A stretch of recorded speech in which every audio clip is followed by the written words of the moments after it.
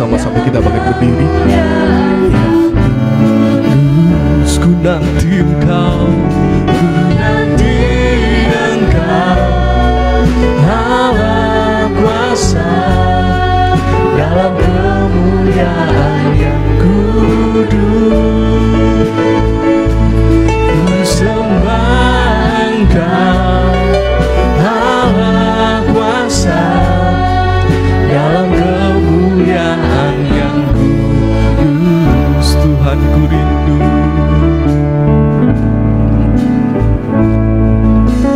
Tuhan ku rindu masuk dalam hadirat-Mu. Jiwaku menanti, bawaku mendekat kepadamu dalam kemuliaan yang kudus. Ku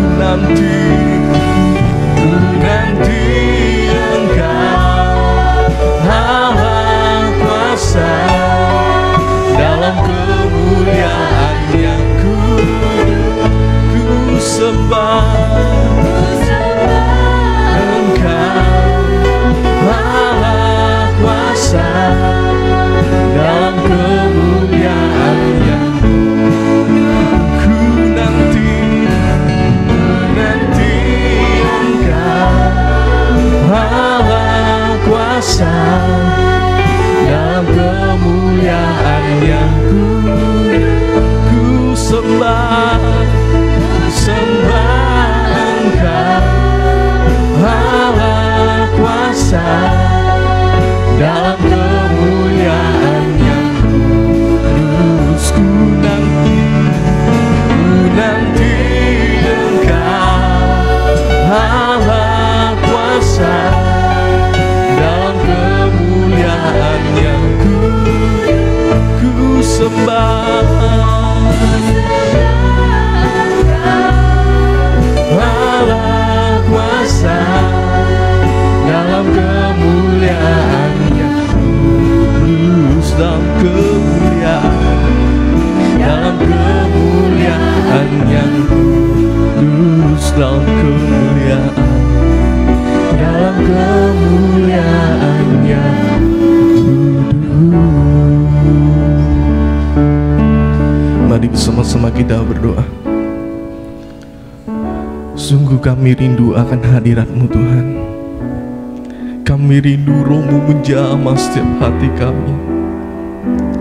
Mungkin kami saat ini mengalami ketakutan dan kebimbangan yang tidak menentu dalam kehidupan kami Tuhan. Namun kiranya Engkau menjamah setiap hati kami, Engkau memulihkan setiap hati kami yang terluka Tuhan, sehingga kami dapat memperoleh sukacita yang baru yang kami dapat daripada-Mu Tuhan Yesus. Dan saat ini kami mau mulai ibadah kami Tuhan. Kiranya Engkau menyertai jalannya ibadah kami, Engkau menyertai para imam-imam yang melayani Tuhan, sehingga semuanya dapat berjalan dengan seturut dengan kehendak-Mu Tuhan Yesus. Dan tak lupa juga kami berdoa buat anak-anak-Mu yang masih dalam perjalanan Tuhan. Kiranya Engkau hentar mereka, sehingga mereka dapat sampai ke tempat ibadah ini, bertemu dengan kami, dan memperoleh berkat dari firman-Mu Tuhan Yesus. Biarlah Tuhan, apa yang kami persembahkan pada pagi hari ini, semuanya untuk menyenangkan hati-Mu Tuhan Yesus. Terima kasih Tuhan, hanya di dalam nama Tuhan Yesus Kristus kami berdoa. Amin. Silakan duduk kembali Bapak Ibu Saudara yang kasih Tuhan. Ya, Shalom. Salam sejahtera dalam kasih Tuhan kita Yesus Kristus. Puji syukur kepada Tuhan, kita dapat berjumpa kembali dalam ibadah raya kita pagi hari ini. Ya, kehidupan memang selalu tidak berjalan dengan mulus. Kita kadang menghadapi tantangan dan badai hidup yang dapat menggoyahkan iman. Namun, di balik semuanya itu, ternyata ini adalah salah satu akses agar kita dapat berakar dan bertumbuh di dalam Tuhan. Amin. Mari kita memuji nama Tuhan, kita pujikan Penolong yang setia.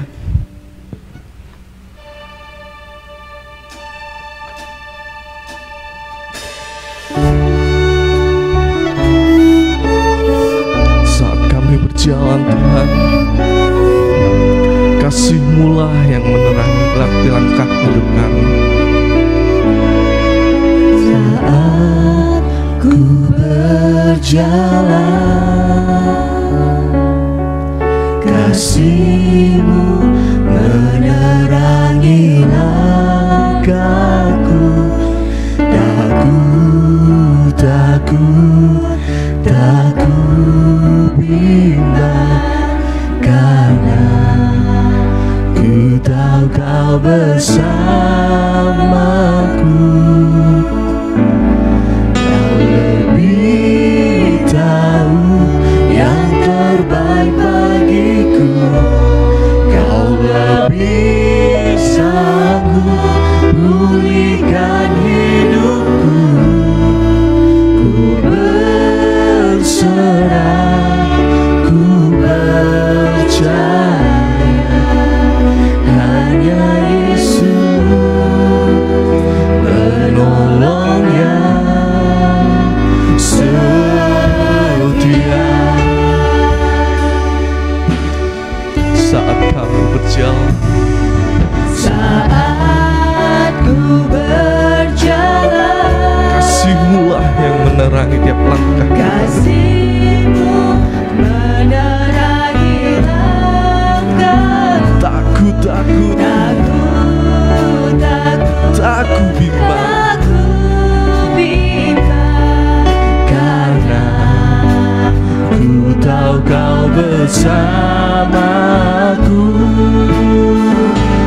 Kau lebih tahu yang terbaik bagiku.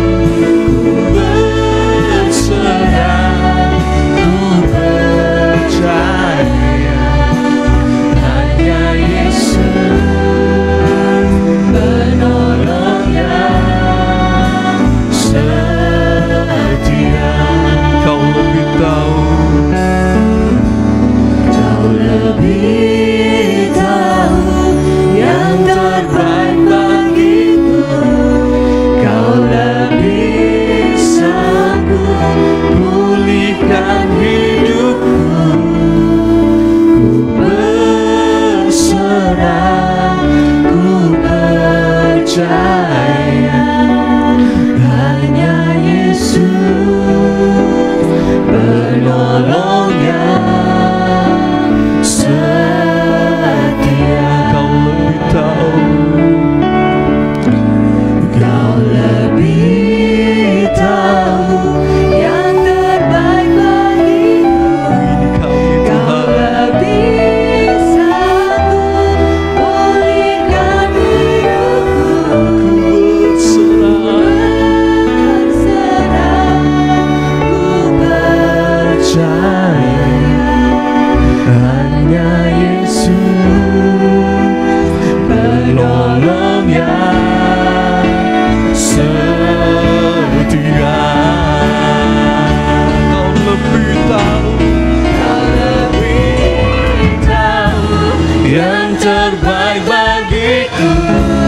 Kau lebih sanggup pulihkan hidupku. Ku berserah, ku percaya hanya Yesus penolongnya setia. Kau lebih tahu, Kau lebih tahu yang terbaik bagiku. Kau lebih sanggup pulihkan hidupku. berserah, ku percaya hanya Yesus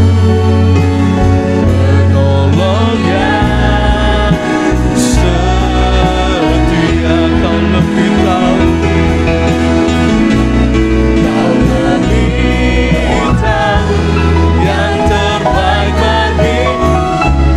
Kau lebih sanggup pulihkan hidupku.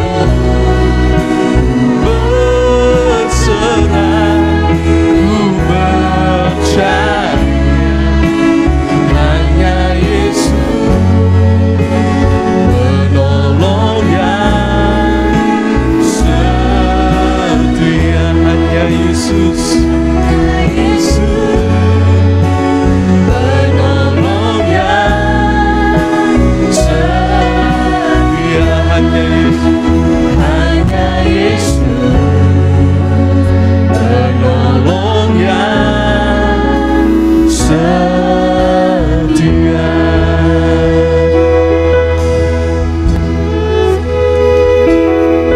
Terkadang apa yang kita harapkan berbeda dengan kenyataannya.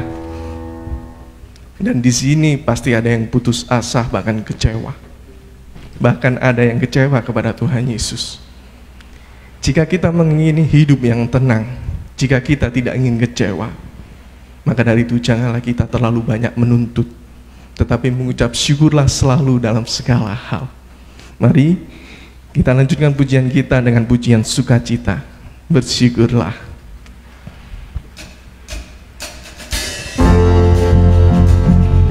Mari semuanya bertepuk tangan, saudara.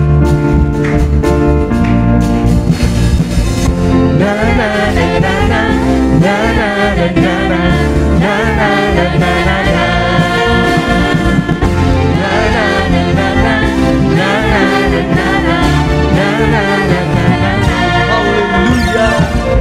Haleluya, ku memuji-Mu Tuhan, karena kasih-Mu tak berkesudahan. Tiada bernafas memuji Sang Raja, di atas gunung dan di dalam samudra. Tanganku kuat padamu, mensyukuri rahmat yang Kau beri. Kakiku melompat bagimu, sebab rahmat-Mu baru setiap pagi. Bersyukurlah, bersyukurlah kepada Tuhan, sebab Dia baik, sebab Dia baik. Kuasanya untuk selamanya, kasih setianya, kasih setianya. Na na na. Mari Bapak Ibu Saudara, kita bangkit berdiri. Na na na na na na na na na.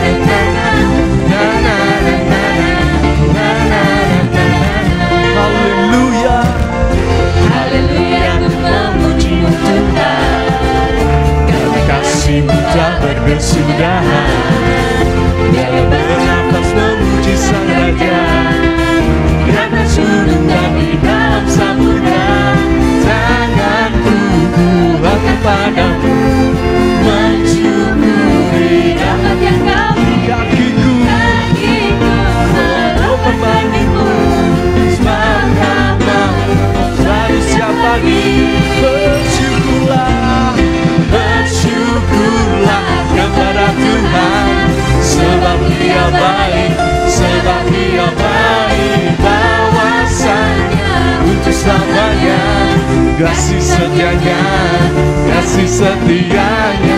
Bersyukurlah kepada Tuhan. Sebab apa? Sebab Dia baik. Amin. Sebab Dia baik. Bahwasanya untuk selamanya. Kasih setianya, kasih setianya. Bersyukurlah kepada Tuhan. Sebab Dia baik, sebab Dia baik. Bahwasanya untuk selamanya. Kasih setianya, kasih setianya. Haleluya. Syukurlah selalu kepada Tuhan. Sebab bahwasanya untuk selama-lamanya kasih setianya.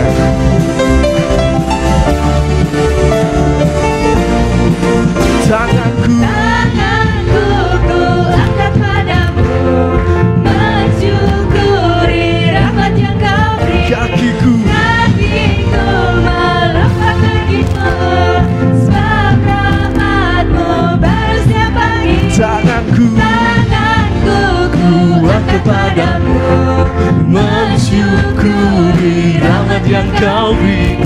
Kakiku melompat bagimu, sebab rahmat-Mu baru setiap pagi. Tuhan dapat bersyukurlah kepada Tuhan. Sebab Dia baik, sebab Dia baik. Bahwasanya untuk selamanya. Kasih setianya, kasih setianya. Bersyukurlah kepada Tuhan. Sebab apa? sebab Dia baik. Amin. Sebab Dia baik. Bahwasanya untuk selamanya. Kasih setianya, kasih setianya. Na na na na na na na na na na na na.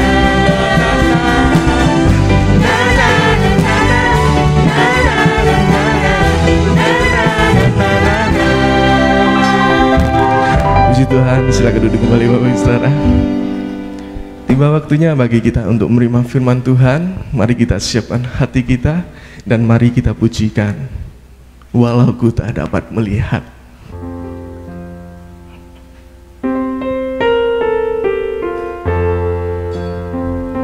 Walau kami tak dapat melihat atas rencana-Mu Tuhan, namun kami percaya Tuhan bahwa rancangan-Mu adalah rancangan yang terbaik. Oh, Jesus.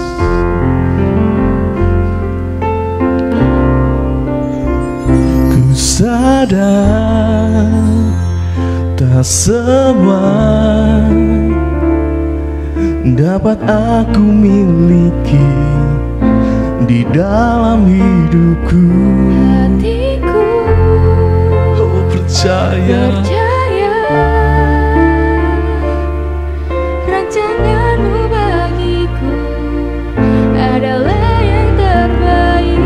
walau ku tak dapat melihat. Walau ku tak dapat melihat Semua rencana-Mu Tuhan, semua rencana-Mu Tuhan, namun hatiku tetap memandang padamu. Kau tuntun langkahku, walau ku tak dapat berharap. walau ku tak dapat berharap Atas kenyataan atas hidup, kenyataan hidupku, namun hatiku tetap memandang padamu. Kau ada untukku.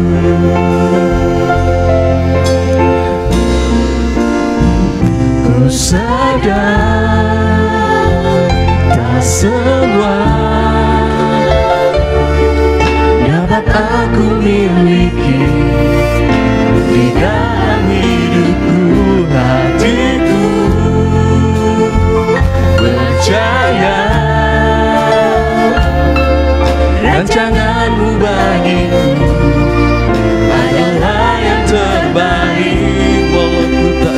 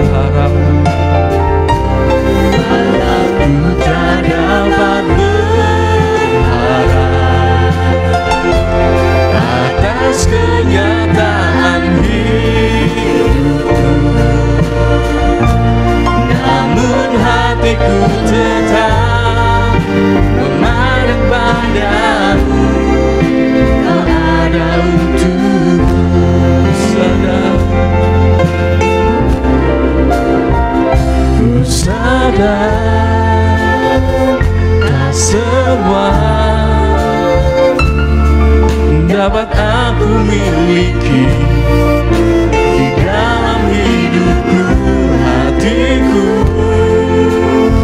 percaya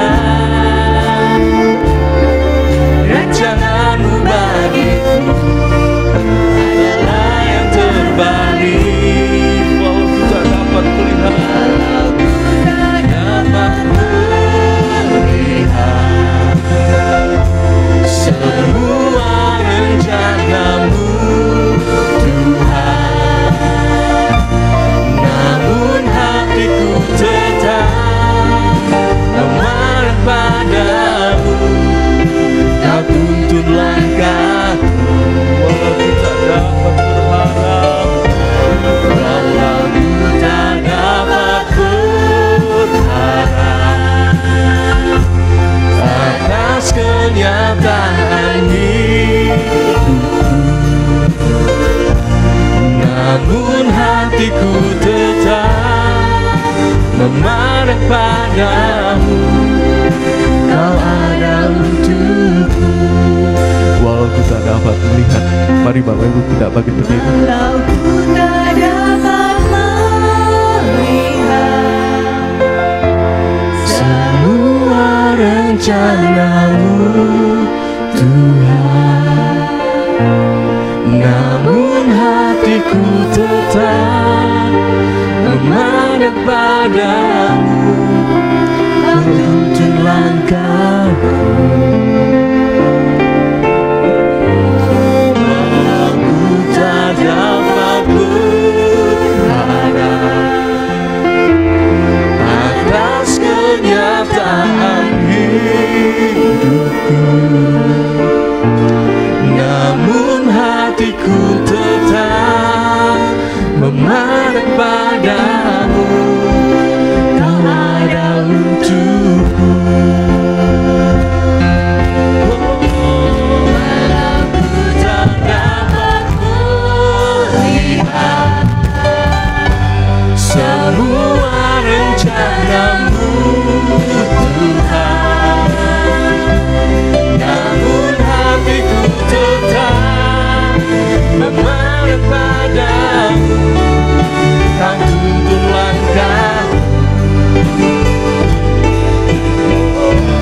walau ku tak dapat berharap atas kenyataan hidupku,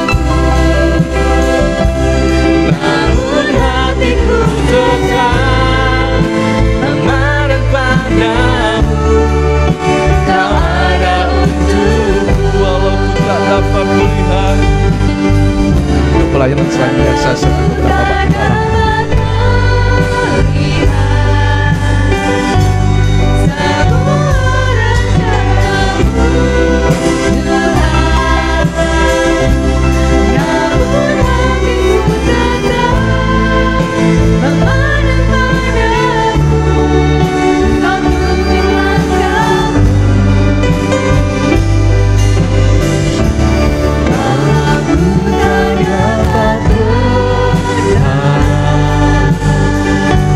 Atas kenyataan hidupku,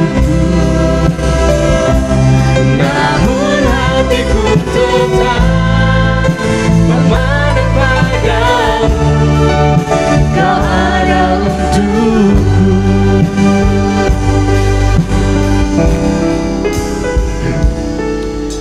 Tuhan, perjalanan hidup kami bukan hanya perjalanan hidup secara nafsani, tetapi perjalanan hidup kami adalah juga perjalanan hidup rohani, di mana mata jasmani kami tidak bisa melihat, dan juga pengharapan kami sangat terbatas dengan tubuh ini. Dan jikalaupun kami ingin mengasihi, kasih kami pun sangat terbatas. Oleh sebab itu Tuhan, kami butuh pertolongan-Mu melalui ibadah, melalui kami mendengar firman Tuhan. Maka rohani kami dibangun, iman kami dibangun, dikuatkan, sehingga mata iman ini akan dapat melihat kebesaran Tuhan. Bahkan bukan iman yang mandek, tetapi disertai dengan pengharapan yang kuat di dalam Engkau. Demikian juga kami boleh mengasihi Engkau dan mengasihi sesama dengan kekuatan yang Tuhan berikan kepada kami. Kami mengaku Tuhan sangat keterbatasan keadaan manusiawi kami. Namun kami juga percaya bahwa Engkau mau menolong kami.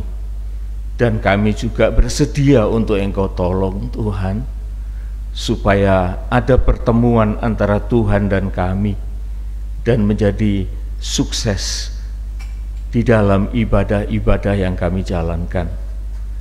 Terima kasih Tuhan, di dalam nama Tuhan Yesus Kristus kami sudah berdoa. Amin, amin. Silakan duduk Bapak Ibu yang dikasihi oleh Tuhan.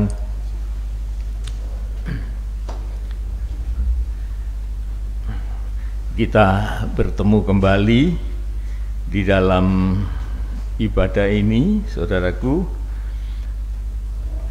dan kembali kita akan mengingat tujuan kita di dalam ibadah ini harus jelas.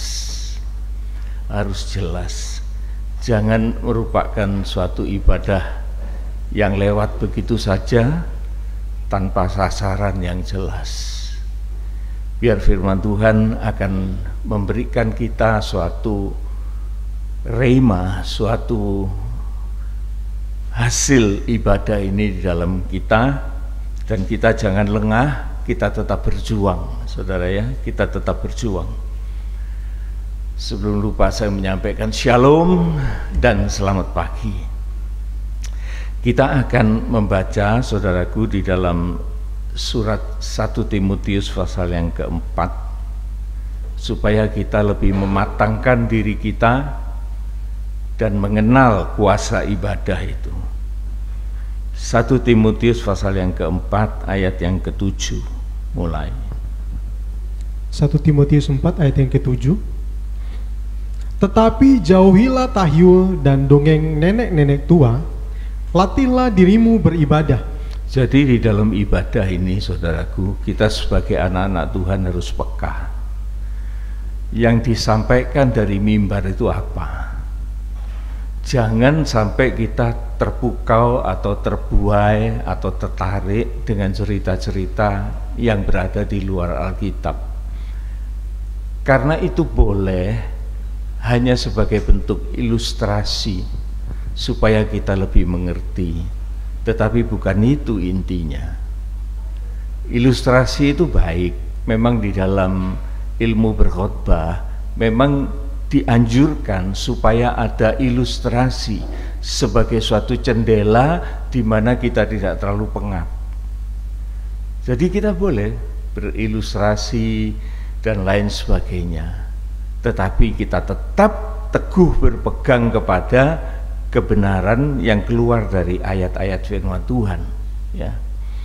Jauhi tahyul, apalagi yang tahyul ini, cerita-cerita dongeng tentang yang sebetulnya itu tidak ada apa-apanya, cuma hanya mitos gitu ya, mitos sesuatu yang ya membuat kita tertarik tapi sebetulnya tidak ada hasil apa-apa. Ini biasanya dilakukan oleh nenek-nenek tua dalam firman Tuhan. Di sini saudaraku banyak uma-uma, banyak ibu-ibu yang sudah lanjut usia. Jadi juga ini peringatan buat kita semua, supaya kalau kita berbicara kepada anak cucu kita, jangan kita cerita dongeng, tapi kita cerita tentang Tuhan yang berkuasa, tentang Tuhan yang baik, ya. Oleh di mana saja kita ini akan dipakai oleh Tuhan. Sekalipun kita sudah uzur, sudah lanjut usia, tapi Tuhan mau memakai kehidupan kita dan kita bisa menceritakan cerita-cerita yang baik. Ya. Kemudian latihlah dirimu beribadah. Jadi ibadah itu merupakan suatu pelatihan, saudaraku, yang saya katakan memang orang latihan itu memang ada korban, harus berkorban. Ya capek lah, iya ya capek. Tapi saudara ingat saja bahwa secapek-capeknya saudara, kekuatan itu Tuhan yang beri. Kalau Tuhan tidak beri kekuatan, saudaraku, orang yang tidak capek juga tidak mau ibadah. Loh, ini sungguh saudaraku. Jadi orang yang punya kesempatan ibadah tapi tidak dimanfaatkan, kan aneh, tapi itu nyata gitu.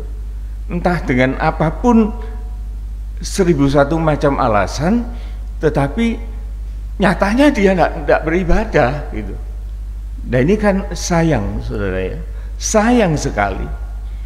Padahal dalam ibadah itu kita berlatih bagaimana kita mendisiplinkan diri kita di dalam kita menghormati Tuhan ya. Terus ayat yang ke-8. Yang ke-8, latihan badani terbatas gunanya, tetapi ibadah itu berguna dalam segala hal, karena mengandung janji baik untuk hidup ini maupun untuk hidup yang akan datang. Ya, paham ya saudara ya. Jadi di dalam ibadah ini saudaraku ada satu rahasia, sehingga firman Allah mengatakan besar rahasia ibadah kita ini.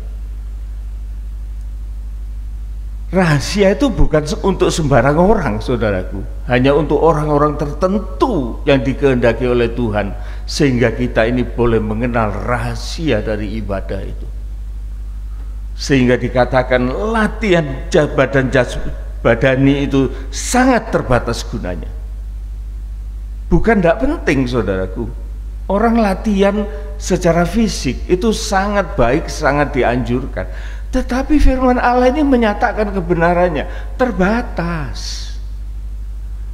Dulu saya waktu masih muda saya senang olahraga, apa saja senang saudaraku. Tetapi setelah usia-usia yang sekian, jangankan mau olahraga, mau jalan aja sudah wegah. Nah ini suatu kenyataan, dan saya mengalami. Yang belum berpengalaman itu perlu dikasih tahu, supaya kita betul-betul memanfaatkan, baik dalam keadaan kita muda maupun terlebih kalau kita ini sudah uzur, maka ibadah itu yang bisa kita jalankan sebagai latihan atas rohani kita ya. Karena apa? Karena mengandung janji. Janjinya ini janji apa saudaraku? Nanti kita lihat. Janji ini adalah janji tentang kesempurnaan hidup kita di dalam Tuhan. Mudah-mudahan Tuhan akan giring saya ke sana. Karena ayat ini sudah mengatakan ada janji. Supaya Tuhan menolong, menggiring saya ke arah janji itu. Ya.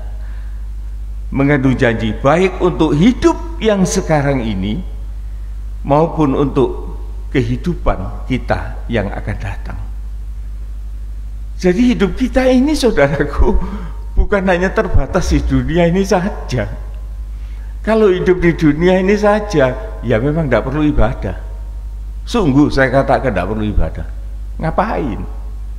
Tetapi oleh karena kita ini meyakini ada hidup yang baru sesudah kita hidup di dunia ini, maka kita mempersiapkan kehidupan baru kita ini dengan cara kita menjalankan ibadah. Ayat yang ke-10. Ayat yang ke-10, itulah sebabnya kita berjeripaya dan berjuang, karena kita menaruh pengharapan kepada Allah yang hidup, juru selamat semua manusia, terutama mereka yang percaya. Iya, lebih jelas lagi ya saudara ya sekarang. Itulah sebabnya kita ini berjeripayah dan berjuang. Ibadah itu perang loh saudaraku. Kelihatannya kita ini duduk tenang begini ya, tetapi sebetulnya di sekeliling kita ini ada kuasa-kuasa setan, iblis yang sangat tidak suka untuk orang beribadah. dan dia akan menyerang kita habis-habisan. Kalau kita punya mata rohani yang kuat, kita bisa melihat itu dengan jelas. Kita tidak sadar itu. Tetapi saya, saudaraku, secara pribadi ya, saya lama di dalam penggembalaan, dan sebagai jemaat saya sangat leluasa untuk melihat keadaan jemaat. Jemaat tidak kecil gini, saudaraku. Di Surabaya jemaat itu bisa 1000 lebih dalam ibadah. Itu kesempatan yang luar biasa buat saya untuk banyak belajar, memperhatikan apa sih jemaat ini, tingkah polanya itu apa itu. Itu saya perhatikan satu persatu, bukan nyari salahnya orang, bukan, tetapi saya mau belajar, ada observasi di sana. Dan saya melihat bagaimana kalau iblis itu sudah menyerang orang yang beribadah. Aneh-aneh, saudara, aneh-aneh. Oleh sebab itu betul-betul kita ini berjeripayah dan berjuang. Mengapa? Oleh karena kita ini punya pengharapan itu hanya pada Allah yang hidup, bukan kepada siapa, bukan kepada pendeta. Ya, memang pendeta itu harus belajar untuk menyampaikan firman itu sejelas-jelasnya. Tetapi pendeta itu tetap manusia, saudaraku. Sebagai jemaat itu sering saya menghadapi ada pendeta itu yang bencek nih. Oleh karena kalau dia khotbah itu kok rasanya tidak enak itu ya, ngalor ngidul, tidak bisa dirangkum. Tetapi justru di dalam keadaan semacam itu kita berlatih, saudaraku, sebagai jemaat yang sudah mantap rohaninya, tidak lagi mengharapkan siapa yang berbicara itu, tetapi dia bisa merangkum dari ayat-ayat firman Tuhan yang dia dengar. Cerita, saudara ya, cerita tentang ibadah. Di dalam gereja seringkali atau pernah ada kejadian semacam itu. Saya duduk sebagai pendengar, ada hamba Tuhan yang menyampaikan firman Tuhan. Tapi buat saya tidak menyenangkan, tidak enak untuk didengar, dan juga terlalu ngalor ngidul, sehingga saya tidak bisa nangkep. Tetapi saya tetap berjuang untuk itu. Saya dengarkan hamba Tuhan ini ngomong apa ini, ayat apa yang dibaca. Begitu saya baca ayat itu, memang saya sudah tidak lagi mendengar apa yang dikatakan, tetapi saya membaca itu dan saya perhatikan ayat yang dia sampaikan itu. Di situ Tuhan itu juga memberkati dari apa yang saya baca itu. Jadi ini sikap-sikap perjuangan, saudaraku. Pertama memang kita harus berjuang untuk bisa menangkap. Tetapi sekalipun kita tidak mampu menangkap, tetapi pasti ada firman Tuhan yang disampaikan, tekuni itu, maka firman itu akan hidup dan memberikan rema di dalam pikiran dan di dalam hati kita. Ini perjuangan, saudaraku. Ini suatu perjuangan. Itulah sebabnya kita berjeripayah dan berjuang, karena kita menaruh pengharapan kita kepada Allah yang hidup, juru selamat semua manusia, terutama mereka yang percaya. Nah, ini sebagai pengertian tentang ibadah. Tetapi kan kita ini tanya, kira-kira apa yang real di dalam ibadah itu, apa yang akan kita peroleh?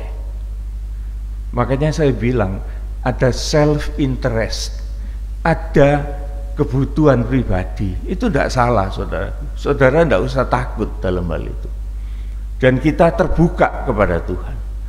Dan Tuhan juga tidak marah kok untuk itu. Cerita ada di dalam Alkitab yang mengatakan bahwa suatu saat Petrus dan teman-temannya bertanya kepada Yesus,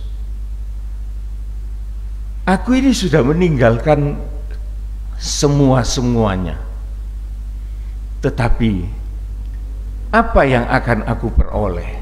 Nah, ini kan boleh pertanyaan ini. Tuhan Yesus tidak marah.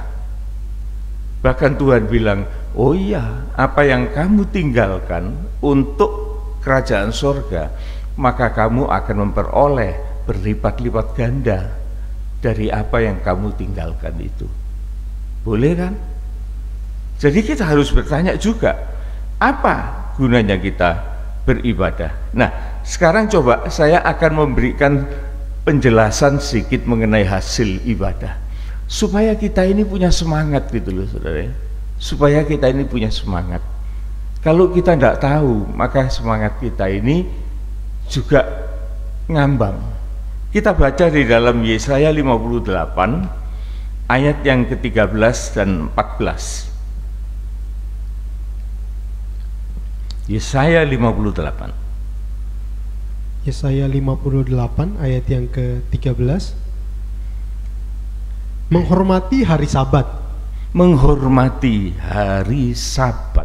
Hari Sabat itu bukan hari Minggu, hari Senin, hari Selasa, hari Sabtu, bukan. Tetapi setiap kesempatan kita beribadah itu juga merupakan Sabat di dalam kerohanian kita, di dalam rohani kita. Nah, apa yang harus diisi? Ya, sekarang ini kita ini hari Minggu, anggaplah ini Sabat kita, ada waktu ibadah untuk berjamaah, dan ini harus dimanfaatkan, ya. Tetapi apa yang kita peroleh? Lanjut. Apabila engkau tidak menginjak-injak hukum Sabat, Ya. dan tidak melakukan urusanmu pada hari kudusku, apabila engkau menyebutkan hari Sabat hari kenikmatan, dan hari kudus Tuhan hari yang mulia, apabila engkau menghormatinya dan tidak menjalankan segala acaramu, dan dengan tidak mengurus urusanmu atau berkata omong kosong. Ya, sampai di situ jelas, saudara ya. Apabila engkau tidak menginjak-injak, artinya tidak menghinakan, tidak menyepelekan, tidak memperhatikan, menghinakan, menginjak-injak, itu menghinakan. Sehingga dianggapnya hari Sabat itu tidak ada manfaatnya.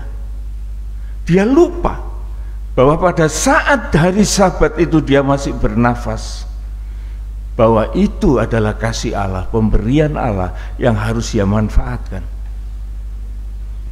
Tetapi sebagian orang yang tidak mengerti, dia menginjak-injak, menghinakan hari Sabat, dan tidak melakukan urusanmu pada hari kudus. Pada hari Sabat,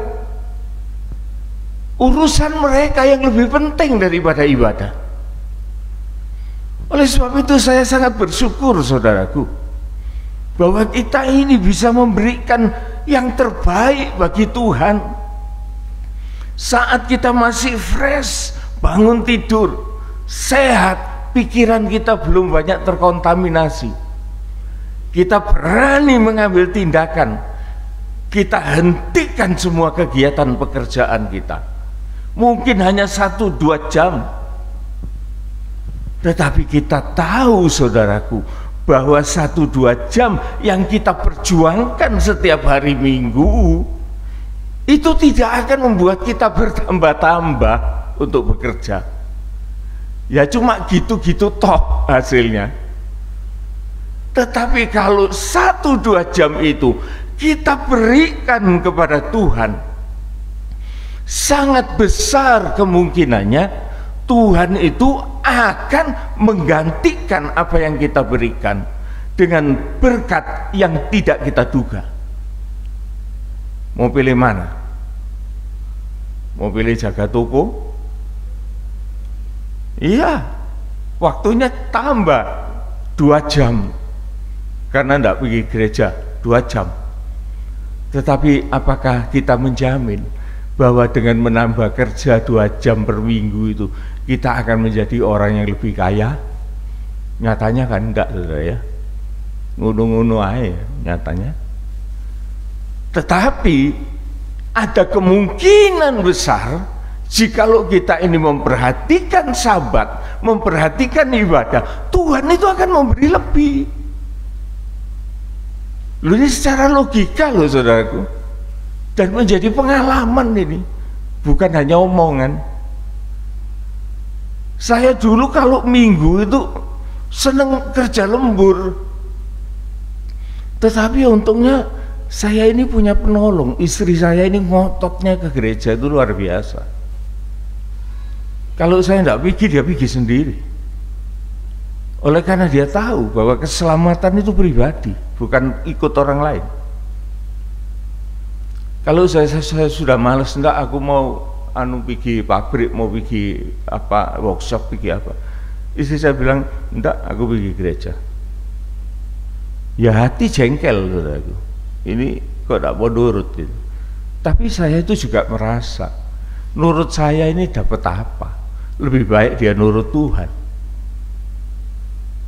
Nah, ini merupakan suatu perjuangan yang harus kita praktekkan, sehingga di dalam ibadah ini betul-betul kita ada perjuangan, kita betul-betul ada pengorbanan, tidak mengurusi urusan kita yang itu tok, tetapi kita melatih rohani kita untuk memperoleh sesuatu yang luar biasa dari Tuhan.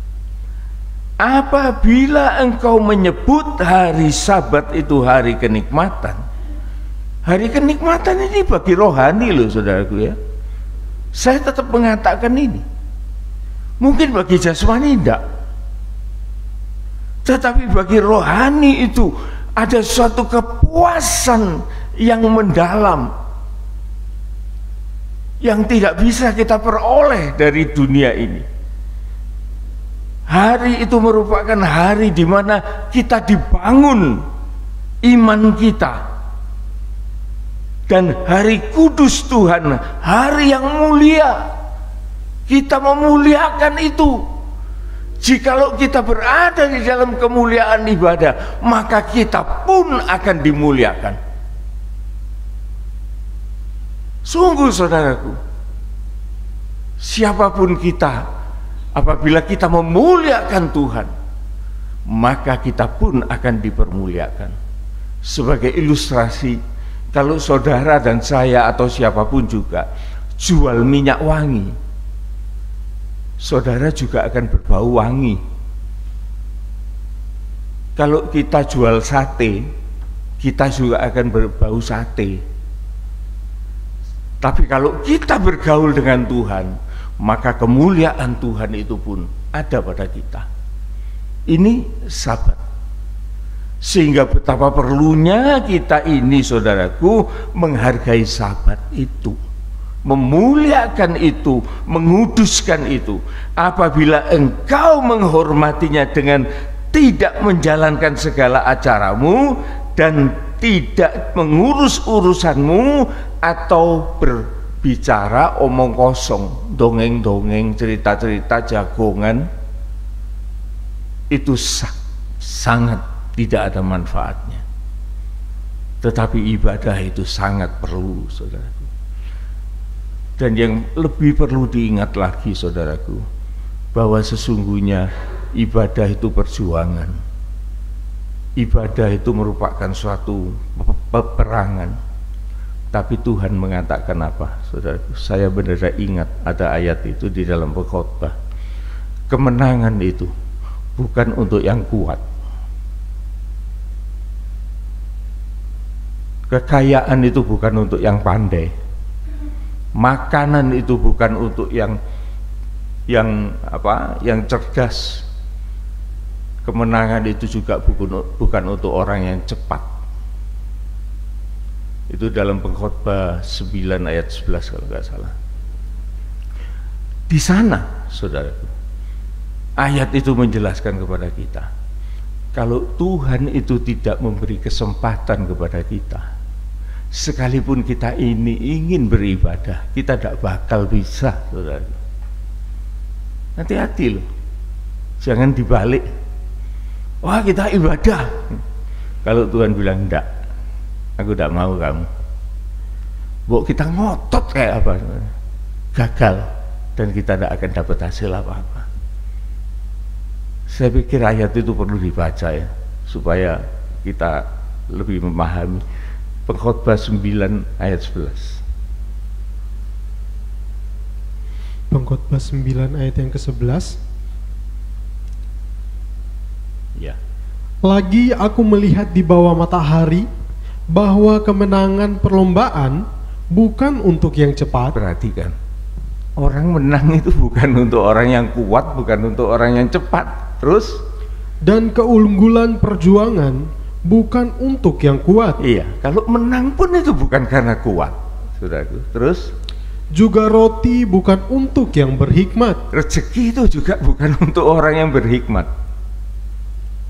Terus, Kekayaan bukan untuk yang cerdas. iya, Dan karunia bukan untuk yang cerdik cendekia. iya. Terus, Karena waktu dan nasib dialami mereka semua. iya, karena timing, karena waktu. Oleh karena Tuhan memberikan waktu, maka orang itu boleh melakukan segala-galanya dan dia memperoleh segala sesuatu. Bukan karena kuat, kuat baik, cerdas bagus, cepat baik. Tetapi Tuhan bilang, kalau aku tidak beri kesempatan kepada kamu, biar kamu itu kuat, biar kamu itu pandai, gagah perkasa atau apa, timingnya aku tidak memberi kamu, dan nasib kemujuran itu tidak aku berikan kepada kamu, ya kamu tetap begitu.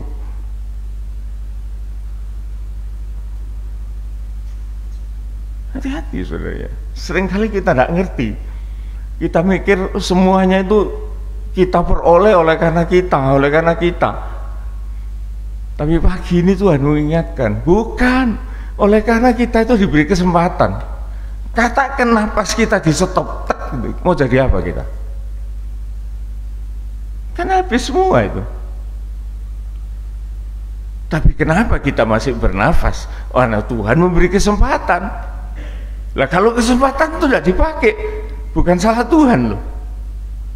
Tahu-tahu kita kehabisan tanpa kita sadari. Ya. Nah, sekarang kita baca ayat yang ke-14 dari Yesaya 58 tadi. Apa yang akan terjadi bagi orang yang menghargai ibadah? Ayat yang ke-14. Maka engkau akan bersenang-senang karena Tuhan, dan aku akan membuat engkau melintasi puncak bukit-bukit di bumi dengan kendaraan kemenangan. Aku akan memberi makan engkau dari milik pusaka Yakub, bapa leluhurmu, sebab mulut Tuhanlah yang mengatakannya. Iya. Jadi inilah saudaraku yang Tuhan janjikan kepada kita. Maka engkau akan berbahagia, bersenang-senang. Karena apa? Karena Tuhan. Dan aku, kata Tuhan, akan membuat engkau melintasi puncak-puncak bukit di bumi. Artinya kita akan melewati segala halangan, rintangan, segala obstacle, segala rintangan yang ada di depan kita. Bahkan kita akan diberi kendaraan kemenangan oleh Tuhan, dan kita akan mengatasi segalanya itu. Dan kita akan melihat betapa hebatnya Tuhan itu di dalam ibadah yang kita jalankan, saudaraku.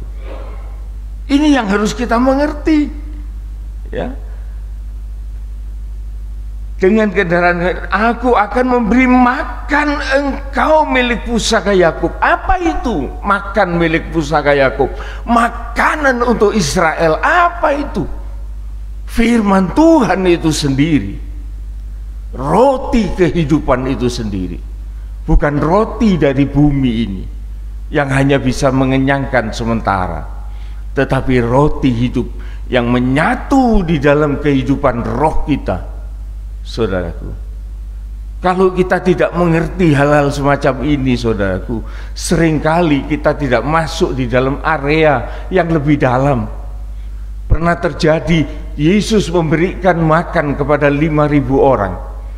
Orang 5.000 dengan keluarganya makan kenyang, makan roti dari 5 ketul dan ikan 2 ekor. Mereka tercukupi. Apa pikiran mereka? Oleh karena dikenyangkan, maka mereka menginginkan Yesus itu menjadi raja mereka. Raja untuk apa? Untuk kenyang, untuk makanan. Dan mereka mencari Yesus pada waktu Yesus menghindarkan diri. Mereka datang dan bertemu dengan Yesus. Orang-orang murid-muridnya mengatakan, "Rabi, kemana saja engkau pergi?" Yesus tidak menjawab. Tapi Yesus mengatakan, "Kamu mencari aku oleh karena kamu kenyang." Tetapi pada waktu Yesus menyatakan, "Akulah roti hidup yang turun dari surga," orang-orang itu diajak berbicara yang begitu berat. "Bicaramu ini sangat keras, aku tidak mengerti." Dengan drastis, saudaraku, orang-orang yang mengikuti Yesus, ribuan orang pada waktu itu, satu persatu mereka meninggalkan Yesus. Kita bisa belajar dalam hal ini, saudaraku, bahwa ibadah itu, saudaraku, tidak seharusnya kita arahkan hanya pada perkara-perkara jasmani, tetapi perkara-perkara rohani. Apabila hal itu kita batasi untuk perkara-perkara jasmani, maka kita akan kecewa dan kita tidak akan bisa menerima Yesus itu sebagai Tuhan dan Juru Selamat kita. "Aku akan memberi engkau milik pusaka Yakub bapak leluhurmu, yaitu makanan rohani, yaitu firman Tuhan, sebab mulut Tuhan yang mengatakannya." Paham ya, saudara ya? Jadi sekarang kita mengerti bagaimana bobot dari ibadah itu dan bagaimana kita harus memperlakukan ibadah itu. Oleh karena di dalam ibadah itu sudah pasti di dalamnya itu ada firman Tuhan, ada Injil Tuhan yang membangunkan iman kita, dan iman itu akan terus secara progresif, dia akan berkembang sesuai dengan janji-janji Tuhan. Janji-janji Tuhan. Ya. Sekarang saya akan masuk dalam janji-janji Tuhan. Ya. Kita akan pindah di dalam 2 Petrus pertama ayat yang ketiga. 2 Petrus 1 ayat yang ketiga. Perhatikan, jadi kita tadi sudah mendalami tentang ibadah, dan di dalam ibadah itu tadi kita baca ada janji-janji Tuhan. Janji-janji Tuhan itu bukan hanya untuk kepentingan-kepentingan yang sementara, tetapi juga kepentingan-kepentingan kita mendatang. Namun saudaraku, di dalam perjalanan hidup kita yang sementara ini, Tuhan itu mau memakai kehidupan kita. Itu harus selalu kita ingat. Tuhan itu mau memakai kehidupan kita. Kita baca ayat yang ketiga.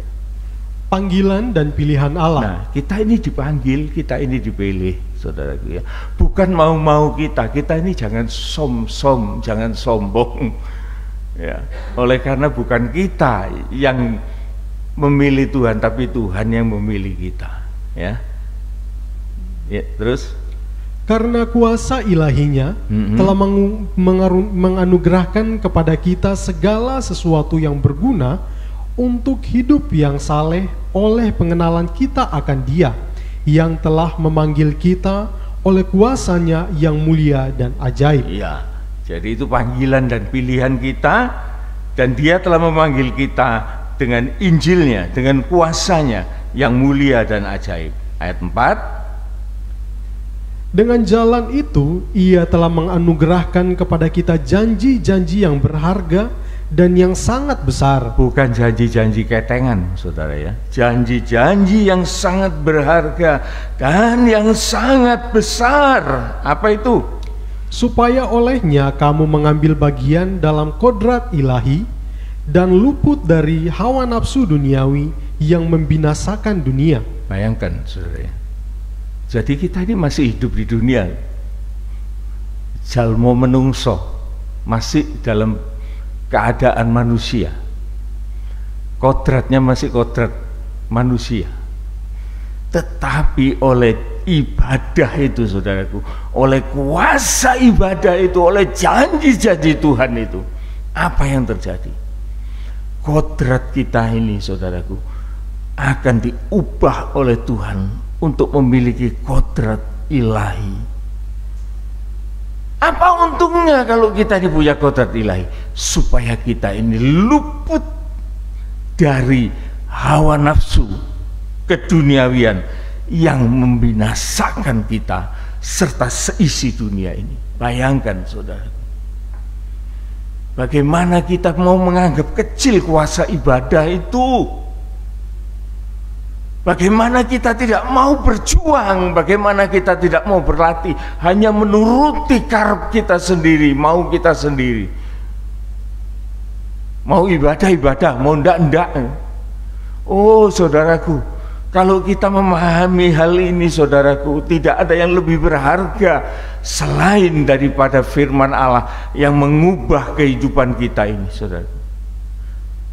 Bukan menekan kita, bukan, saudaraku. Oh, orang Kristen itu kalau hanya agamanya saja capek, saudaraku. Tidak boleh gini, tidak boleh gitu, tidak boleh gini, tidak boleh gitu. Capek, saudaraku. Taurat itu harus begini, harus begitu, tambah ini, tambah itu. Capek kita. Tetapi, saudaraku, manusia yang berkodrat ilahi, saudaraku, dia itu sudah tidak butuh perkara-perkara kayak gitu itu. Lah, orang sudah kepingin kok. Lah, saudara mau apa kalau orang sudah kepingin? Mau apa? Apanya yang menderita? Dia melihat suatu dosa, buat orang lain, wah itu nikmat. Buat dia, tidak kepingin. Manusia ilahi itu sudah sampai begitu rupa, saudaraku. Sekalipun dia dalam wujud manusia, tetapi Allah itu ada di dalamnya. Roh Kudus itu ada di dalamnya.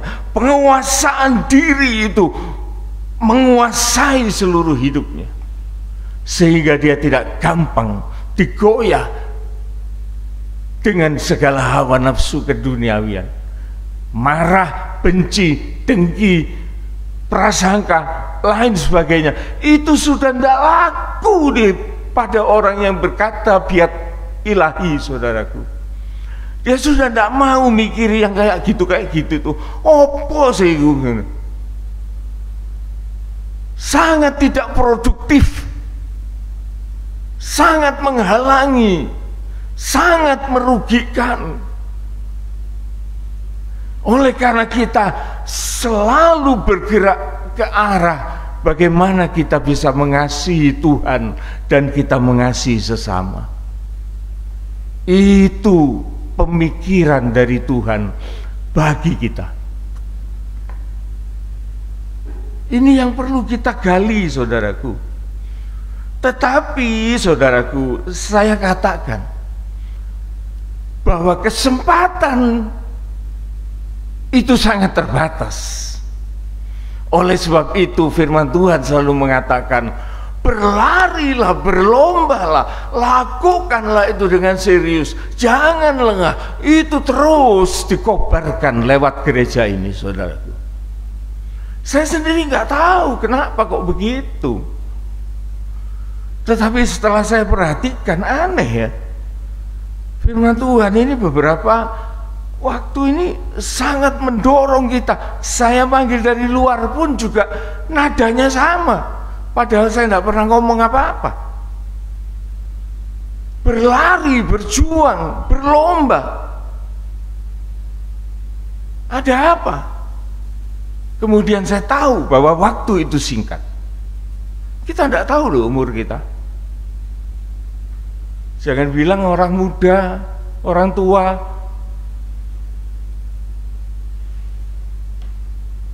Kita tidak tahu. Tetapi yang kita tahu adalah Tuhan mau kita ini selamat di dalam Dia. Dan kita ini produktif di dalam Dia.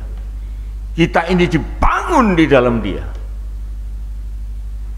Kita lanjutkan, saudaraku. Ayat yang kelima.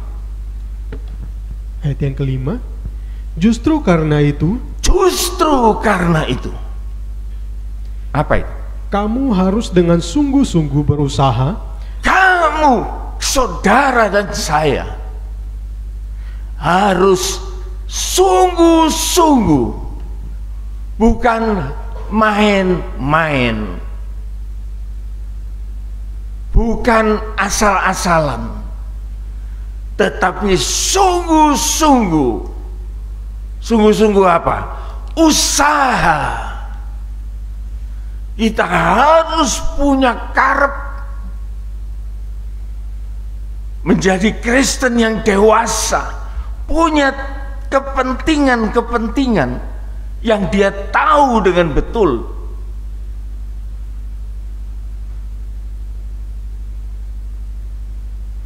Saya dulu kerja, saudaraku, dengan teman saya yang sebagai atasan saya. Dia kalau menasihati saya itu, dia ngomong, kamu ini jangan jadi orang kongkonan. Jadi bahasa Jawa itu pesuruh. Kamu itu jangan jadi pesuruh, tapi kamu harus punya inisiatif, dan kamu harus kontributif, punya kontribusi terhadap orang lain. Kalau kamu ini cuma jadi wong kongkonan, kamu tidak akan berubah nasibmu. Oleh karena nek dikongkon buru mlaku iku batur, ngembate pitutur. Bodoh kamu. Tapi kamu harus punya inisiatif, struggle for life. Perjuangan untuk hidup. Dan memberikan kontribusi kepada orang yang memberikan kamu kepercayaan.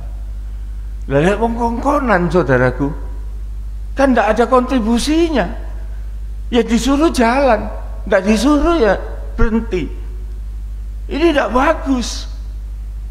Kau muda di sini, para pengerja di sini, kesempatan ini, perkataan ini muncul begitu saja, supaya kita bisa menangkap maunya Tuhan. Kita menjadi orang yang mengerti apa yang harus kita lakukan. Harus sungguh-sungguh berusaha terus untuk mendambahkan kepada imanmu kebajikan, dan kepada kebajikan pengetahuan. Begitu progresnya, saudaraku. Jadi iman itu bukan hanya sesuatu yang pasif, tetapi iman itu, saudaraku, harus bertambah dengan kebajikan. Kebajikan utama itu, saudaraku, bukan untuk orang lain, tetapi untuk diri sendiri. Kebajikan yang bisa kita lakukan bagi diri sendiri ialah bahwa kita ingin untuk bertobat, untuk menjadi lebih baik. Itu adalah kebajikan. Dan kebajikan itu akan memberikan Roh Tuhan itu lebih menguasai diri kita. Kalau kita sudah mau bertobat, saudaraku, sudah ada niat bertobat, maka Roh Kudus itu ambil alih kehidupan kita. Dia akan menuntun kita. Tapi kalau kita masih ngoceli dosa, Roh Kudus itu tinggal di luar. Tapi begitu kita bilang, Tuhan, aku mau menyerahkan ini, aku tidak mau lagi kayak gini, Roh Kudus itu segera masuk dalam kehidupan kita. Dan kalau Roh Kudus itu ada di dalaman kita, saudaraku, maka pikiran dan perasaan kita ini adalah pikiran dan perasaan Allah. Dan kita mengenal, kita akan mengetahui tentang Allah itu secara gamblang dan nyata. Ada ayat mengatakan, siapa yang tahu tentang manusia itu apabila bukan roh manusia itu sendiri? Demikian juga dengan Allah. Tidak ada seorang pun yang tahu tentang Allah kecuali roh Allah itu sendiri. Dan kalau roh Allah itu diberikan kepada kita, maka roh Allah itu akan menerangkan tentang Allah pada kehidupan kita secara pribadi. Maka iman itu akan berubah, membuat kita menjadi orang yang baik, yang tidak menyukai pekerjaan-pekerjaan dosa, dan kita lebih mengenal dan lebih tahu tentang Tuhan itu dengan tepat dan benar. Terus ayat berikutnya, ayat yang ke-6, dan kepada pengetahuan penguasaan diri. Pengetahuan itu datangnya dari roh Allah. Dan salah satu kuasa dari buah roh itu adalah penguasaan diri. Jelas saudaraku, jelas orang yang dikuasai Roh Kudus itu jelas sekali ada penguasaan diri di dalam kehidupannya. Yang tadinya suka marah-marah, yang tadinya suka membenci orang, suka mendustai orang, pokoknya perbuatan-perbuatan yang keji itu, saudaraku. Jikalau roh Tuhan itu ada pada dia, maka salah satu hasil dari buah roh itu ialah penguasaan diri. Tuhan tidak akan memakai orang kalau orang itu tidak punya penguasaan diri. Sungguh, saudaraku. Karena kalau orang itu tidak menguasai dirinya, dia tambah mati, dia tambah jatuh, dia tambah bodoh. Bisa-bisa dia binasa. Bagaimana Tuhan mau memakai orang kayak gitu? Tapi kalau orang itu sudah hatinya mantap, ada roh Tuhan di dalam kehidupannya, Tuhan akan beri karunia-karunia, beri pekerjaan-pekerjaan untuk melayani Tuhan. Tandanya apa? Menguasai diri, tidak gampang ngomel, tidak gampang putus asa. Ayo saudaraku, pagi ini kita menerima firman yang sangat membangun, saudara. Sangat membangun. Ini bukan guyonan, bukan dagelan, tapi serius. Kita harus sungguh-sungguh berusaha untuk menambahkan imanmu pada kebajikan dan pengenalan akan Tuhan, sehingga engkau akan sanggup menguasai dirimu. Terus kepada penguasaan diri ketekunan. Tekun. Orang tekun ini, saudaraku, tahan di dalam segala sesuatu. Rasul Paulus memberikan contoh, sekalipun tubuh jasmani semakin hancur dan rapuh, tetapi manusia batiniah dibangun dari hari ke hari, diperbarui. Aku dibanting, aku dijepit, aku diapakan saja, tetapi harta di dalam bejanaku ini yang menunjukkan kekuatanku. Loh, saudaraku, itu ketekunan. Jangan disekut sedikit sudah muring-muring. Bukan itu, bukan itu. Tetapi orang yang tekun itu, saudaraku, dia berani dan sanggup menghadapi segala-galanya. Terus, dan kepada ketekunan kesalehan. Kesalehan. Kesalehan itu lebih dari suci, saudaraku. Kalau orang suci itu ya sudah suci itu aja, tidak produktif. Tapi orang yang saleh itu, salah satu contoh di dalam Alkitab, Tuhan pernah mengatakan, engkau tahu hambaku Ayub, dia orang yang saleh. Dan saudara bisa belajar dari kesalehan Ayub.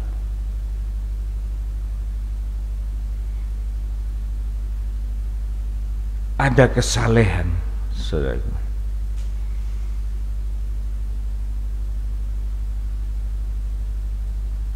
Kita lihat, kita baca di dalam Ayub 31. Ini saya pikir ini perlu supaya kita mengerti bagaimana sih orang saleh.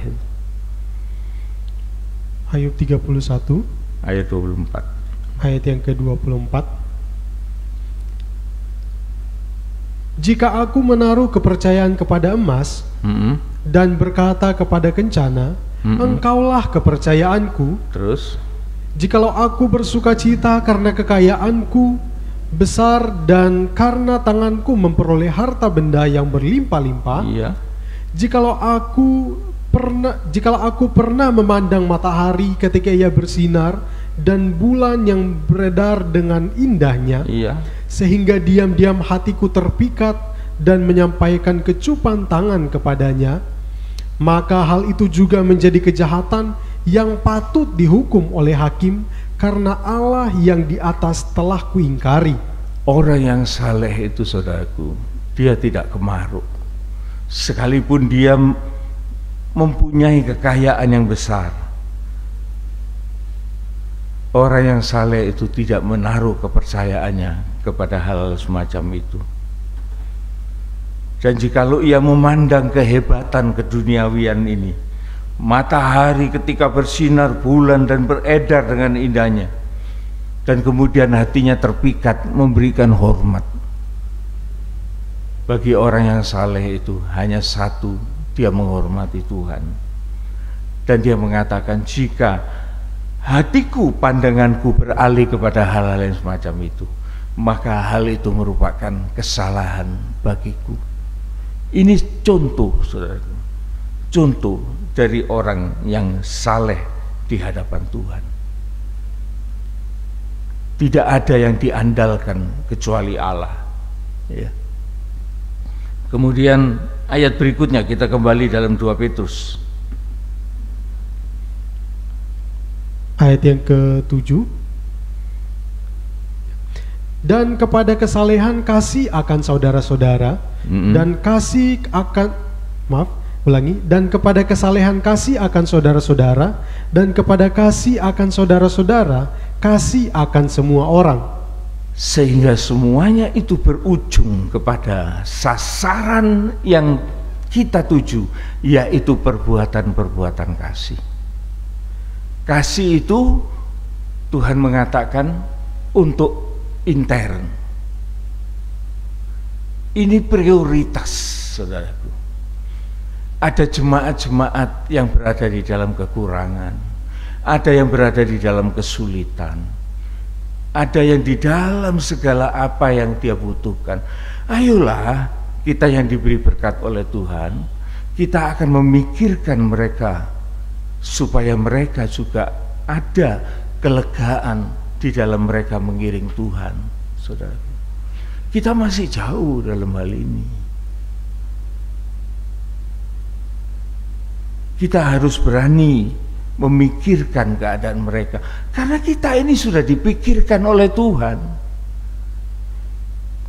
sebagai orang yang sudah dituntun oleh Tuhan sampai kepada kasih. Praktek, saudaraku, praktek. Tapi Tuhan mengatakan bukan hanya untuk saudara-saudara sendiri. Kasih ini harus meluber keluar, saudaraku, untuk semua orang. Perjalanan kita ini masih jauh, saudaraku. Kita belum bisa menjangkau keluar. Kita ini masih membereskan masalah-masalah intern kita. Ini adalah jangka panjang. Oleh karena gereja Tuhan itu bukan hanya untuk rame-rame, tetapi bagaimana produktivitas dan kontribusi terhadap masyarakat di luar gereja. Justru itu yang penting.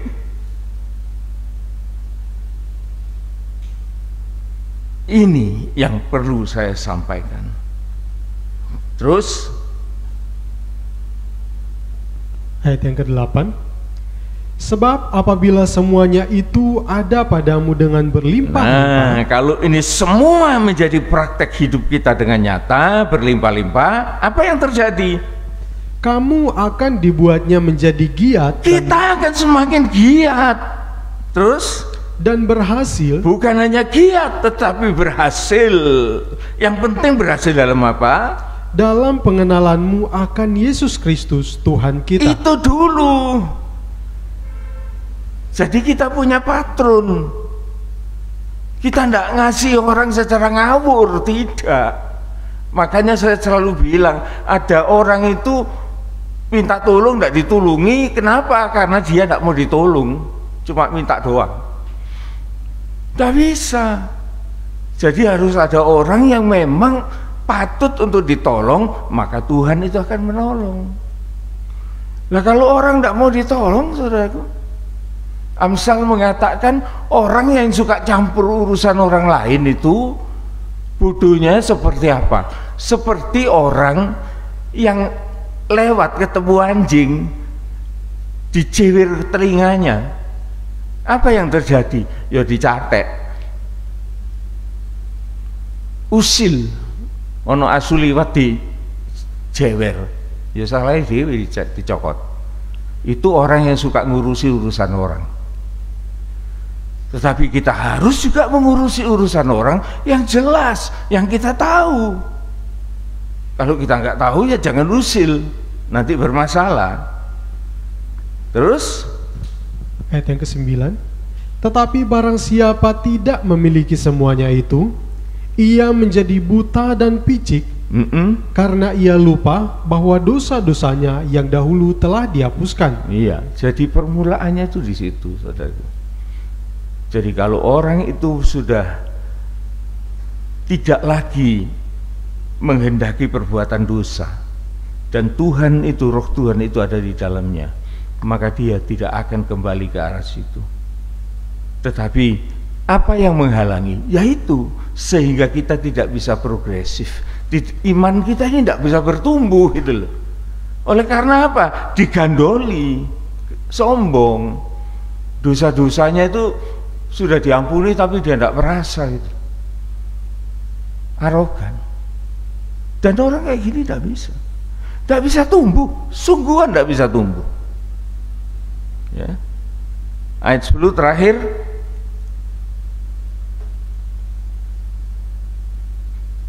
karena itu saudara-saudaraku, berusahalah sungguh-sungguh. Diulangi lagi. Kalau diulangi ini berarti penting. Karena itu saudara-saudaraku, berusahalah sungguh-sungguh supaya panggilanmu dan pilihanmu semakin kuat, semakin teguh. Sebab jikalau kamu itu melakukannya, kamu tidak akan pernah tersandung. Ya ini modelnya, saudaraku. Jadi kalau ada orang yang sangat mudah tersandung, sangat mudah meninggalkan gereja, sangat mudah, ya sensitif sekali gitu. Jadi ya saya tidak bisa ngomong, mau apa.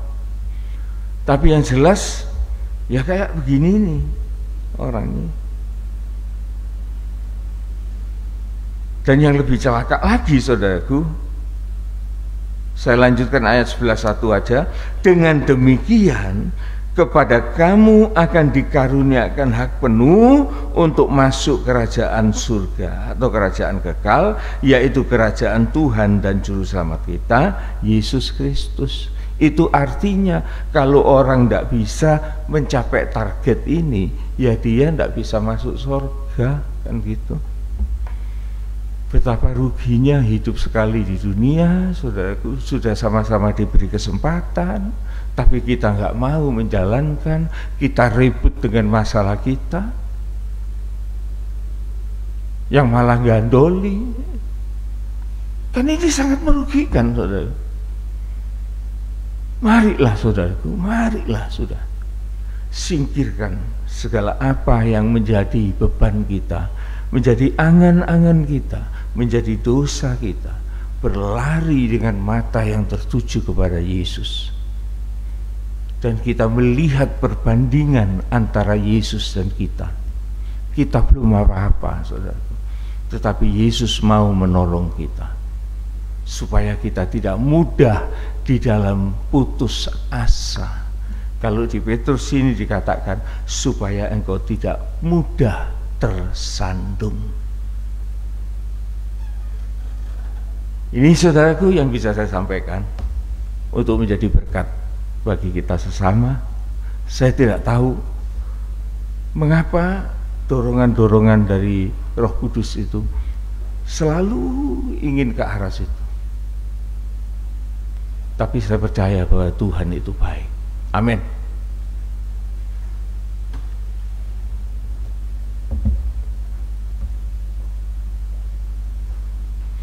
Kita akan menyanyikan sebuah pujian cukup lama, tapi liriknya sangat indah. Bapa, ku persembahkan tubuhku.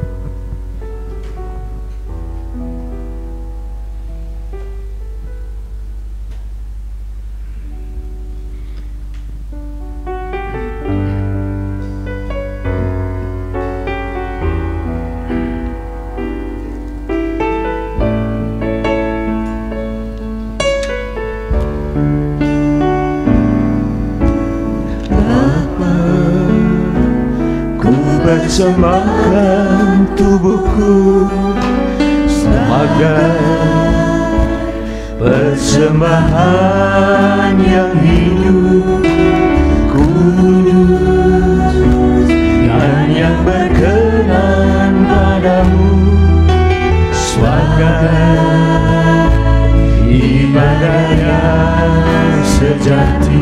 Bapa, ku persembahkan.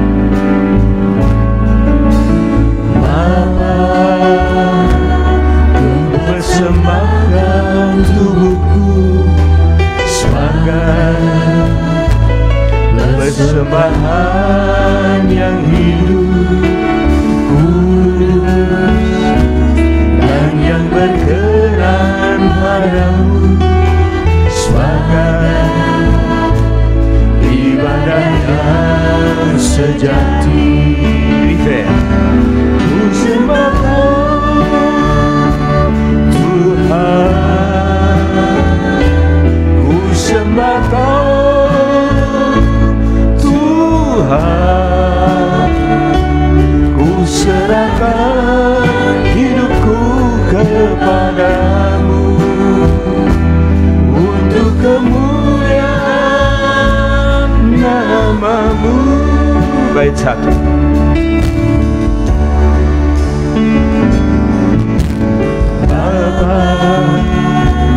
Ku persembahkan tubuhku sebagai persembahan yang hidup, kudus dan yang berkenan padamu, sebagai ibadah yang sejati.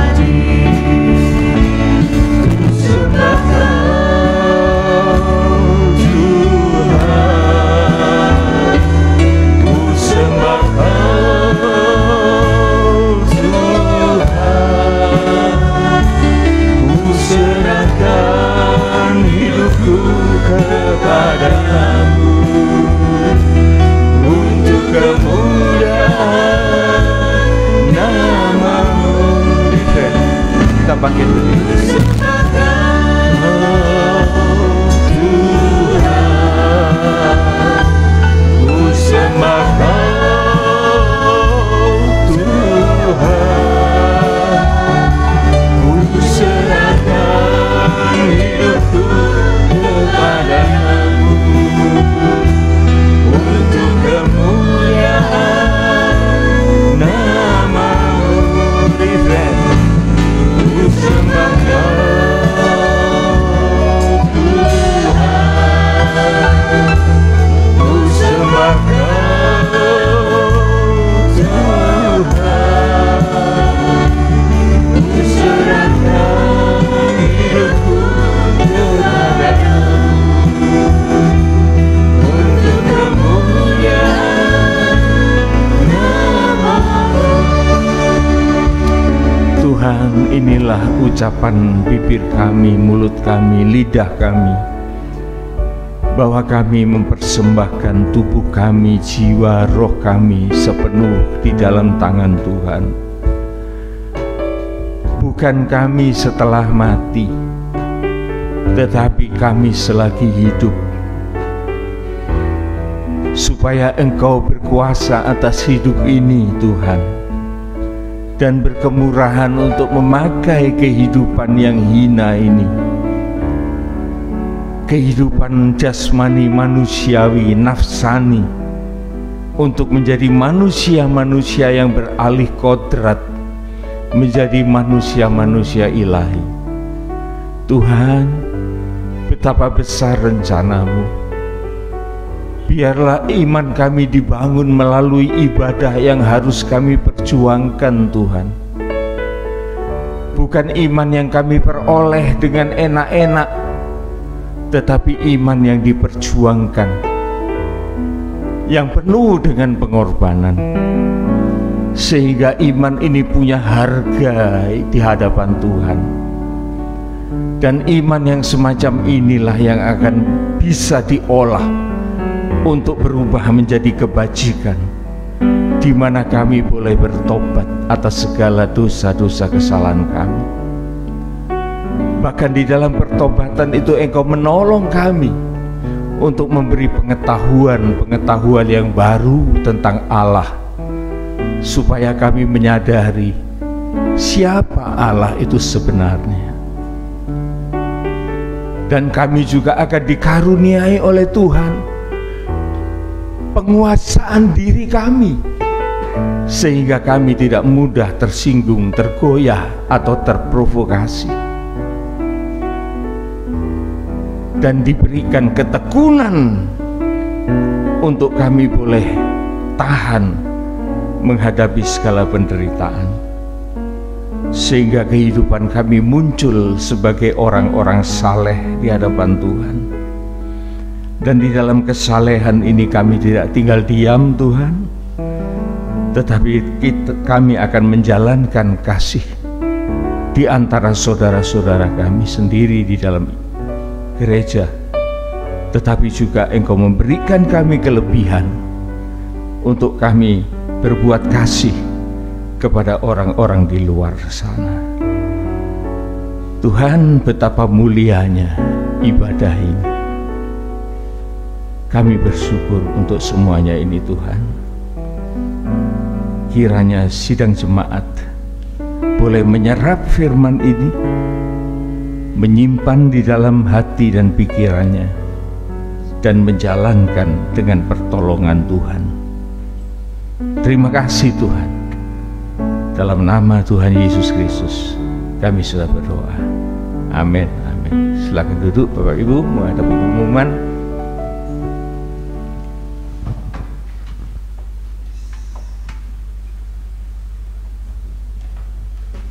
Sebentar Bapak Ibu Saudara sekalian, saya akan membacakan pengumuman kita untuk 1 minggu ke depan. Seperti biasa, ibadah kita berlangsung setiap hari Minggu jam 8 pagi, hanya sekali seminggu untuk tahap awal Bapak Ibu Saudara sekalian. Kiranya nanti jikalau keadaannya semakin lebih baik, semakin lebih kondusif, kita akan melangsungkan juga ibadah PA-nya di hari Rebo Bapak Ibu Saudara sekalian. Namun untuk saat ini tetap kita akan masih melakukan ibadahnya sekali di dalam seminggu, yaitu pada hari Minggu jam 8 pagi. Pengumuman yang kedua yang ingin saya bagikan bagi kita semua, bagi Bapak Ibu yang ingin mempersembahkan persembahan dalam bentuk apapun, bisa langsung saja di kotak yang ada di belakang, bisa memberikannya atau memasukkannya sebelum masuk ibadah atau setelah pulang ibadah, tidak mengapa, senyaman dari Bapak Ibu Saudara sekalian. Pengumuman yang ketiga ingin saya bagikan, bagi Bapak Ibu yang ingin saya jemput, Bapak Ibu Saudara, nggak usah malu-malu, saya siap menjemput dan mengantar Bapak Ibu Saudara sekalian. Fasilitas mobil yang dibeli oleh gereja itu untuk jemaat, Bapak Ibu Saudara. Saya ingatkan kembali, itu untuk kepentingan jemaat, Bapak Ibu Saudara. Jadi Bapak Ibu nggak perlu sungkan, saya akan siap sedia selalu menjemput dan mengantar Bapak Ibu Saudara sekalian. Dan pengumuman yang terakhir yang ingin saya bagikan bagi kita semua, kita akan berbahagia dan kita akan mendoakan nanti secara bersama-sama dibimbing oleh Bapak Gembala kita, Bapak Hendra yang berulang tahun, atau Papa Ferolin, benar ya? Ya, Bapak Hendra atau Papa Ferolin.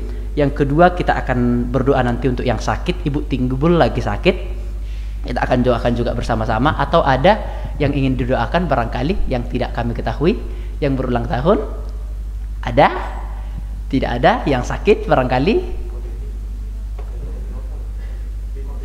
Oh ya, Kodeni Jatiroto, oke. Berulang tahun ya? Iya.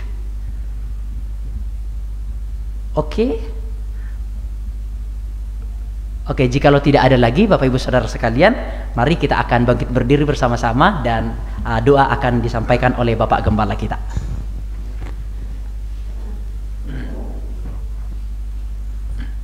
Ya, kita akan berdoa mengucap syukur untuk Bapak Hendra yang berulang tahun, dan juga untuk Bapak Denny Santoso Jatiroto, Pak Denny di Jatiroto, ya, juga berulang tahun. Kita akan berdoa untuk kelanjutan pengikutan mereka kepada Tuhan dalam berkat-berkat-Nya, dan kemudian kita berdoa untuk Ibu Timbul yang dalam keadaan sakit.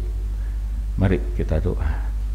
Bapa di dalam surga, sebelum kami meninggalkan tempat ini, meninggalkan rumah Tuhan, kami terlebih dahulu ingin mengucap syukur dan berterima kasih untuk segala kebahagiaan yang sudah Engkau limpahkan kepada Bapak Hendra dan Bapak Denny, yang sempat Engkau perpanjang usia di dalam ulang tahunnya, melewati hari lahirnya Tuhan, dan biar kiranya melanjutkan hidup bersama dengan Engkau. Kami berterima kasih Tuhan, dan kami mohonkan berkat-Mu atas kedua saudara kami ini, kesehatan, kekuatan, panjang umur, dan segala pekerjaan yang sukses di dalam karirnya, juga dalam keluarganya, terutama dalam ibadahnya, bahkan dalam pemakaian Tuhan atas kehidupan mereka masing-masing. Tuhan, Engkau memberkati mereka. Demikian juga Tuhan, kami berdoa untuk Ibu Timbul yang di dalam keadaan sakit. Kami tidak tahu apa yang dia derita Tuhan, tetapi kami tahu bahwa Engkau akan menolong Ibu Timbul ini, dan kami akan menyeru nama Tuhan untuk mengusirkan segala kuasa-kuasa yang bukan dari Allah, yang melemahkan iman Ibu Timbul dengan penyakitnya. Kami akan tengking dia di dalam nama Tuhan Yesus Kristus. Segala kuasa iblis, segala penyakit, Engkau pergi keluar dari tubuh ini. Kesembuhan dan jamahan tangan Tuhan akan terjadi, dan belas kasihan Tuhan akan berlaku. Ibu Timbul, Engkau disembuhkan dalam nama Tuhan Yesus Kristus. Demikian juga Tuhan dengan mereka yang membutuhkan pertolongan-pertolongan Tuhan, sekalipun kami tidak menyebutkan nama mereka satu persatu, Engkau jauh lebih mengetahuinya Tuhan, dan Engkau akan menolong dia sebagaimana Engkau menolong kami. Terima kasih Tuhan. Saudara-saudaraku yang dikasihi oleh Tuhan, pulanglah beserta dengan segala berkat dan rahmat berupa kasih sayang, perlindungan, dan keselamatan yang kekal, disertakan dengan segala berkat-berkat jasmaniah yang berasal dari Allah Bapa, Putra, dan Roh Kudus, menyertai kehidupan kita semua mulai dari saat ini sampai Maranatha, Tuhan Yesus datang kembali. Pulanglah dengan segala berkat ini, dan Engkau menjadi berkat bagi setiap orang yang berada di sekelilingmu. Dalam nama Tuhan Yesus Kristus kami sudah berdoa. Amin, amin, amin. Tuhan memberkati. Selamat siang.